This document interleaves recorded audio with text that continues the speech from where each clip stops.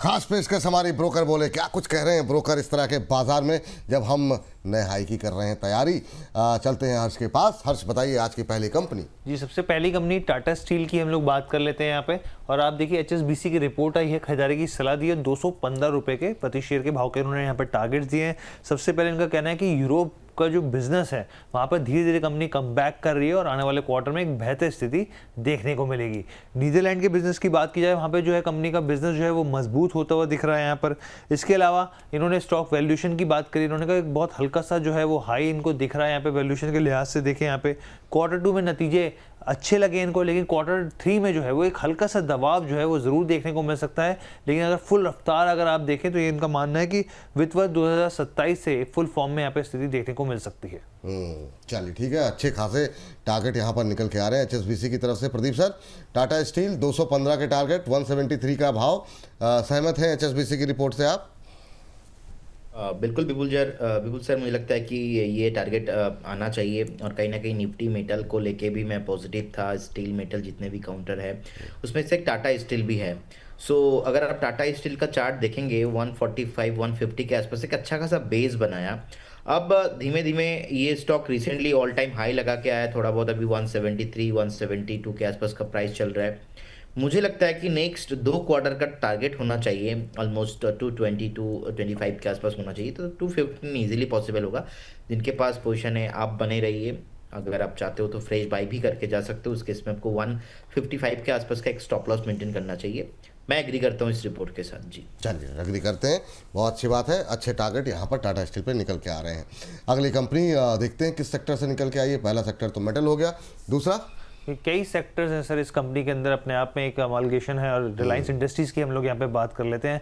और यहाँ पर आप देखिए कि UBS की रिपोर्ट है, खरीदारी की सलाह 1820 रुपए के प्रति शेयर के भाव का इन्होंने यहाँ पे लक्ष्य दिया है। सबसे पहले अगर आप यहाँ पे देखिए रिफाइनिंग बिजनेस की इन्होंने यहाँ पे बात करी। इनका साफ तौर पे कहना है कि रिफाइनिंग बिजनेस में मजबूती देखने को मिल रही है। ऑयल टू केमिकल बिजनेस जो है वो आने वाले क्वार्टर में एक बेहतर स्थिति दिखा सकता है। हमने देखा एक लंबे समय तक कई क्वार्टर तक दबाव दिखा, लेकिन स्थिति जो है धीरे धीरे करके और बेहतर होती दिखेगी यहाँ पर।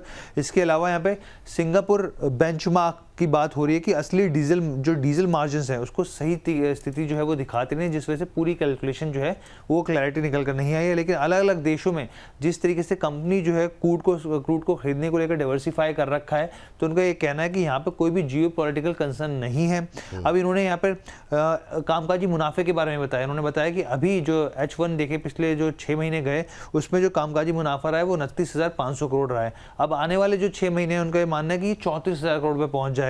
और वित्त वर्ष 2027 की बात करें तो ये बढ़कर 64,800 करोड़ पहुंच जाएगा, यानी कि लगभग डबल हो जाएगा। तो इस लिहाज से पॉजिटिव दिख रहे हैं स्टॉक के ऊपर, पॉजिटिव दिख रहे हैं। और रिलायंस की वजह से बाजार भी खिंचता हुआ दिखाई दे रहा है और शानदार रैली, 1.5% के आसपास की तेजी, 1540 का लेवल, 1820 के टारगेट। अभी हम लोग थोड़ी देर पहले बात किए थे प्रदीप जी से, और वही मैं सोच ही रहा था कि आप भी कुछ लेकर के आएंगे, क्योंकि अच्छा शेयर हो, तूफानी रफ्तार हो, तो हर्ष बाबू की नज़रें से बच नहीं सकता वो। मैम, आस्था मैम, माफ़ कीजिएगा, माला मैम, आप बताइए ज़रा क्या टिप्पणी रहेगी RIL को लेकर के आपकी। और साथ ही साथ मैम ज़रा एक बार TVS मोटर्स भी ज़रा इसके बाद एक बार एक नज़र मारिएगा। हीरो मोटो कॉर्प के बाद अब इसमें भी अच्छा मोमेंटम बनता हुआ दिखाई दे रहा है, लेकिन पहले RIL। Okay, RIL में stay invested. I had recommended this stock at 1400 and 1390 also. और जब ये 1440 पर आया था तब भी बाय बोला था। टारगेट्स दिए थे 1522-25 का, हिट हो गया। अब जो अगला टारगेट है वो 1600 का है। सो स्टे इन्वेस्टेड 1800 की इस रिपोर्ट पर। अगर आप एक साल का नजरिया रख रहे हैं 1820, आई एग्री कि ये हो सकता है। सो मुझे तो भरोसा है, इनफैक्ट इसलिए मैंने इसमें बाय कॉल भी देके रखा हुआ है। चलिए, अंबाला मैम की मुहर लग गई यहाँ पर UBS के साथ साथ। मैम जरा TVS पे जरा एक नज़र मार लीजिए फटाफट, वहाँ पर जो एक रिकवरी आ रही है, कुछ किया जा सकता है? 3491 का लेवल देखने को मिल रहा है। यस, यहाँ पे रिस्क छोटा है तो यहाँ पर एक बेट तो लेना बनता है। टेक्निकल बेट है ये, और थोड़ा बहुत अगर देखें तो सेक्टर में जो मोमेंटम है उसका भी इम्पैक्ट यहाँ पर पड़ेगा। Valuation is not giving comfort, ये बात ध्यान में रखिए, इसलिए स्टॉप लॉस जो है छोटा रखिएगा। ये 2-3 चीजें जो बताई हैं उसके बाद में आप अभी 3490 के पास में इसको ले रहे हैं। स्टॉप लॉस आप रखिए यहाँ पर 3350। डूएस तक टारगेट जो यहाँ से 3620 तक के टारगेट्स आपको एज अ फर्स्ट टारगेट मिलेगा। इसके बाद में नए हाइस जैसे हीरो मोटर में लगे हैं वैसा हम कुछ एक्सपेक्ट कर सकते हैं।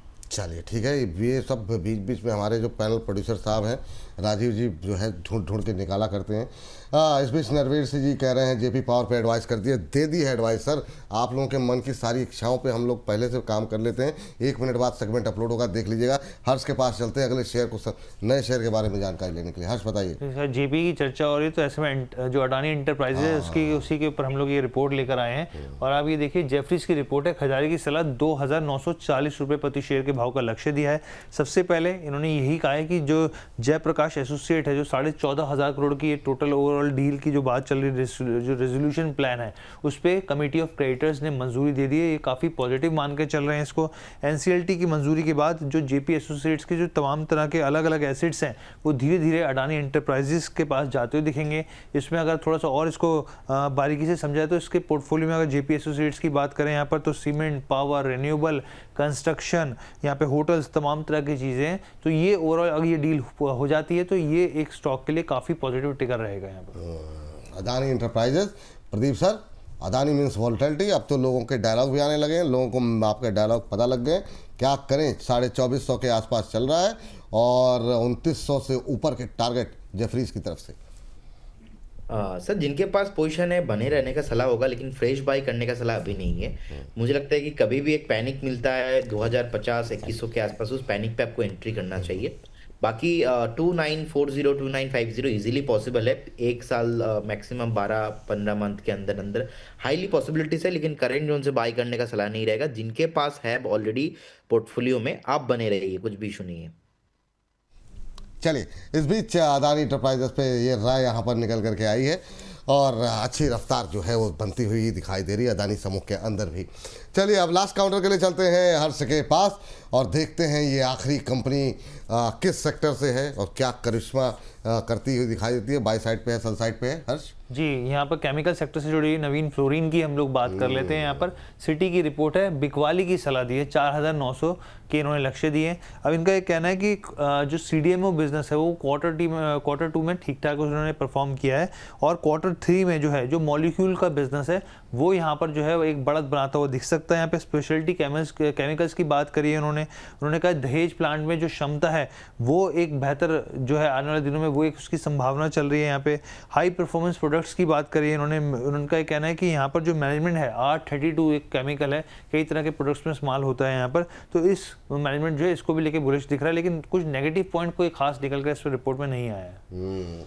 खास नेगेटिव पॉइंट नहीं है, चला भी अच्छा है। लेकिन अंबाला मैम, क्या नीचे जाने की गुंजाइश है? 1,000 रुपये नीचे का टारगेट दे दिया।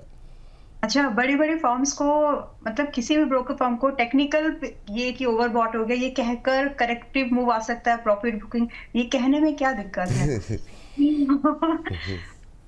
क्या है कहा जाए जी, अभी क्या करें? So there is nothing wrong in that. Stock ने बहुत बढ़िया परफॉर्म किया है एंड मैंने इस स्टॉक को रेकमेंड किया अपने मेंबर्स को। आप यकीन मानिए, मतलब मैं अगर डेट निकालूंगी तो 3,700-800 के आसपास दिया था।